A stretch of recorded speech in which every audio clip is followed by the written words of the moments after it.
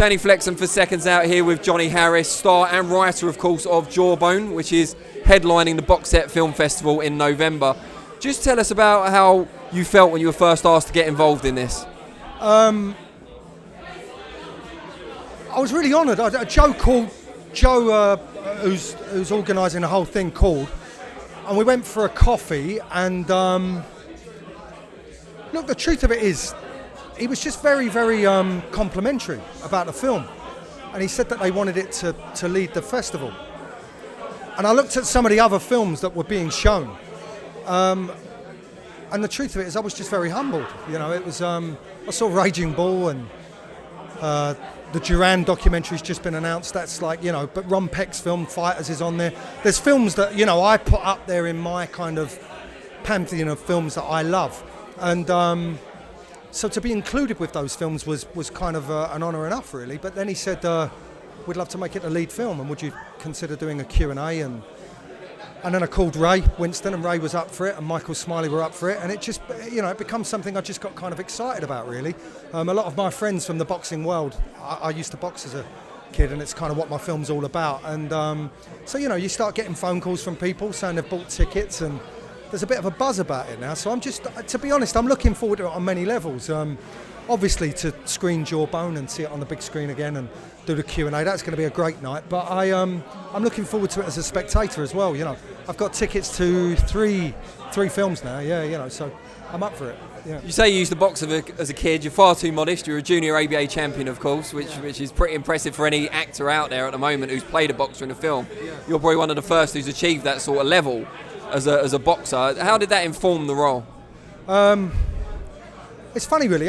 You know, sometimes you get actors kind of bigging themselves up a bit about how much they've done, and so I kind of found I find it awkward talking about it a little bit. I've got a lot of respect for boxers, for fighters. I know what real fighters go through. I've been blessed to kind of spend a lot of time in boxing camps with real fighters, people who do this for a living. You know, so the last thing I want to be is some actor who thinks he can do it. You know, I can call cut when it's getting tough. You know, like, and yeah. But the fact is, I did box. I boxed. I won the junior ABAs, as you're saying, at the age of 16. So a long, long time ago. You know, and so the one thing I will say is that world, boxing, and the people who are involved in boxing, and boxing as a thing, is very, very precious to me. It kind of goes beyond it being a sport. My boxing club that I boxed for, the Fitzroy Lodge, kind of held me at a really, really important age of my youth. It held me, and it taught me my values. You know, maybe I would have learnt them if I was a footballer or whatever, but I learnt them personally in that gym. That's kind of where I really learnt the value of please and thank you. It's where I learnt the value of hard work. It's where I learnt some of the things that, as an adult now, I like about myself. The little tiny parts of myself where I can go, okay, I'm glad I've gone down that direction in life. I probably learned in that boxing gym from those men. Back then it was predominantly men. Then now, thankfully, it's men and women who fight, but and box. But so I wanted to make a film about that. I wanted to make a film that kind of addressed that the people that run those gyms, they're heroes, you know, and they do a lot more than teach kids how to jab. So I think it kind of, in answer to your question, it was a heavy influence on that level, that it was something deep within me.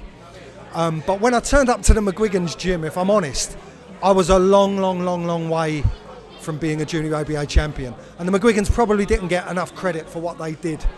The shape I got in for the film, that was purely down to them. I turned up probably 2 stone heavier than that, and I hadn't thrown a punch in anger in a long, long while. So and the McGuigans will testify to that. They saw all the messy stuff in the gym, you know, the first sparring sessions, and you know, I got my nose splattered with, you know, it wasn't pretty. And so, yeah, my love of boxing was a massive influence on the film, but my technique was long gone by that point. We had to work on that a lot, and yeah.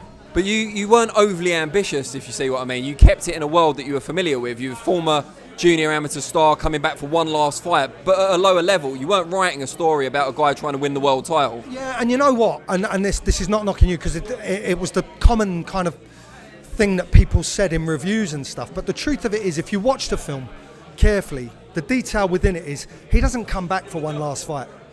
You know, when he walks into that gym, it's because he's got nowhere else to go. It's a film about addiction, actually, and we never made enough of that really in the pre-publicity, because the team behind it really wanted to focus on the boxing, because it was a very authentic boxing film, and we were blessed to have some great people involved from that world, so they focused on that. But ultimately, really, it's a film about addiction, and the boxing is used as a metaphor. It's a film about someone whose only way of confronting a problem is to fight it. That's what you do, you overcome the problem. And the problem with addiction is you can't fight it. The only way through addiction is to give in. And it's a paradox. And so that's why I wanted to use boxing as a metaphor in the film. So the lead character, Jimmy, who I play, he doesn't go back to that gym for one last fight at all. It evolves into that. But the fight in this film, it's kind of, again, it's very metaphorical. It's kind of a secret, like a dirty secret that he's got, which again is very much a metaphor for addiction. And it's not kind of one last glory fight at all. In fact, I don't want to give spoilers for people who haven't seen the film, but you know, the result of the fight is probably not what you'd expect, and he certainly doesn't find what he thinks he's going to find at the end of that fight within it.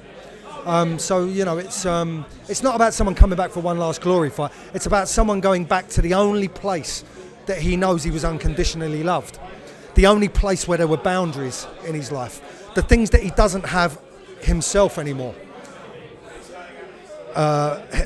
Boundaries, essentially. And when he walks into that gym, he knows that Ray's character is gonna give him a hard time, but he kind of knows he needs it. It's almost like a call to prayer. I look back, I'm interested in spirituality and things like that in life now, and it was only through experimenting with that later in my life I realised that that's what my boxing club was to me in my early days. It was a church. It was a safe haven.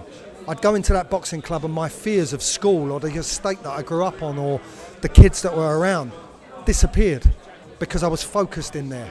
And if you look up meditation in the dictionary, it's a period of concentrated thought.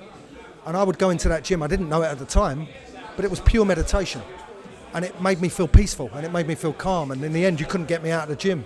And I think that's why I won the ABAs, if I'm honest, was I beat kids who, if we fought 10 times, they probably would have beaten me 9, you know, but they just couldn't get me out of the gym. I loved it, yeah.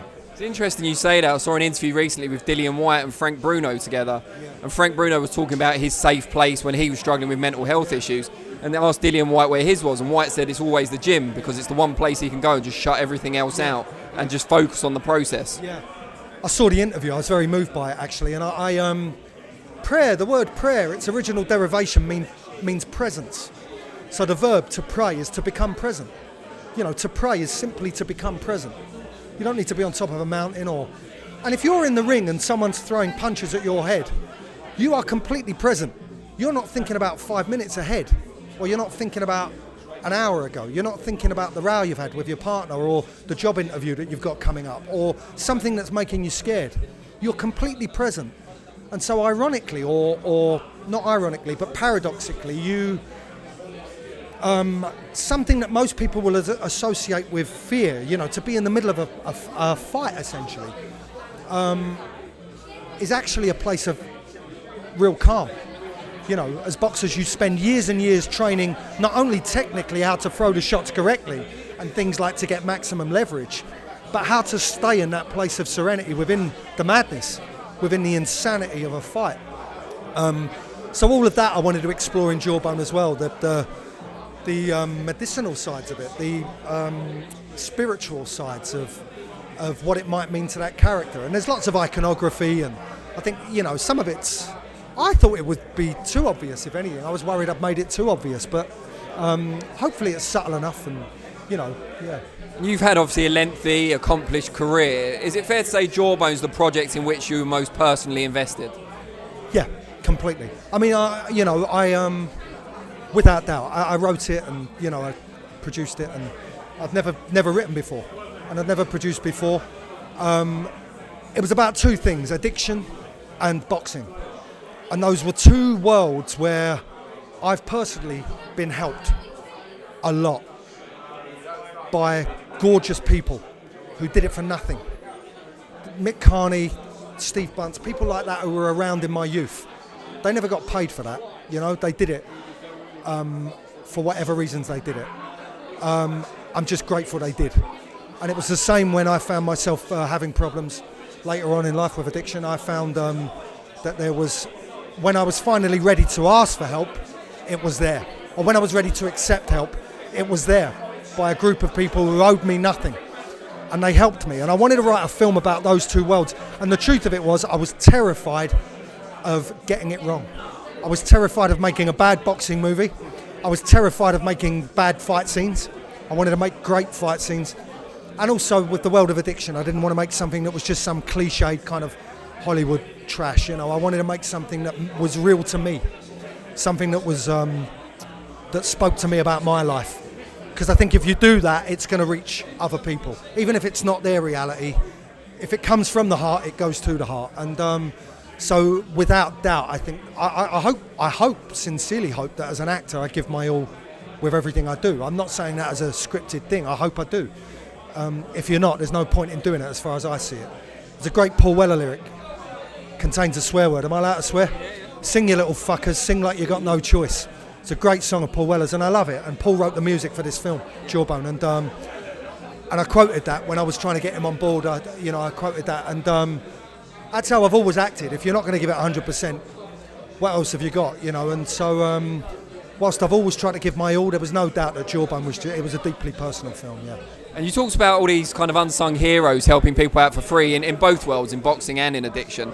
Do you think now, the world we're in, the age of austerity, particularly in Britain, do you think it's kind of a timely reminder in Jawbone that, you know, altruism helps, benevolence, and kind of societal, everyone has to get involved? This idea of philanthropy or benevolence, like you say, yeah, you know, we without that, we've gone through a narcissistic kind of age, you know, and there's all sorts of, I'm not a psychologist, but there's all sorts of theories and reasons. We know them all. There's no point in talking about them, you know, it comes down to your behaviour. And if we're not careful, we could become a very self-centred generation, you know. We're all doing it, we're all online, we're all narcissistic, I guess, to some degree, but I think it's important. I think the power of storytelling should not be underestimated. And I think if you're an actor or if you're a songwriter, whatever it is you want to do, if you're a documentary maker, an artist of any form, you almost have a duty to know why it is you do what you do. And I think if you're an actor, you've got to know why people tell stories, what the value of that is within the community. You know, 100 years ago, well, more than 100 years ago, we would have sat around a fireplace, you know, exploring our psyches through the medium of storytelling. Now we do it on a big screen. And I think there's a responsibility to that. And I think, well, you know, it's fine. There's people can watch whatever films they want. And if you want to watch films with people getting splattered by guns, then that's fine. But I don't want to make those films. That's why I wanted to write Jawbone, if I'm honest. I didn't want to write a film where it was about winning the world title or getting the girl or any other kind of, message that Hollywood gives you that's going to make you happy in life. I wanted to write a film about people who turn up day in, day out and change lives by doing it. And that's what those men did for me, and that's what I try and do, in my own way for other people. And I think we should be telling stories about that, if it's your truth. If it's not, don't. You know, there's nothing worse than someone trying to sell spirituality, you know, and associating it with the price of a flipping yoga mat or something. You know, it's how much you give people. Love is a verb, isn't it? You know, love is something you do. Everyone's trying to feel loved. Love is something you do. And so I think we need to be writing stories about that. If that's your journey and that's your truth, I've been blessed. It's my journey. I learned it the hard way. Don't get me wrong. You know, I've been completely self-centered. I've had whole periods of my life where I was completely selfish and probably will again. But along the way, I've gradually learned, maybe it's part of just getting older, that life's kind of about what you give. It's not about what you take, it's about what you give, you know, and, you know. Johnny, it's been an absolute pleasure. Really, really appreciate it. Look forward to the festival, of course. Watch it again. All right, nice one.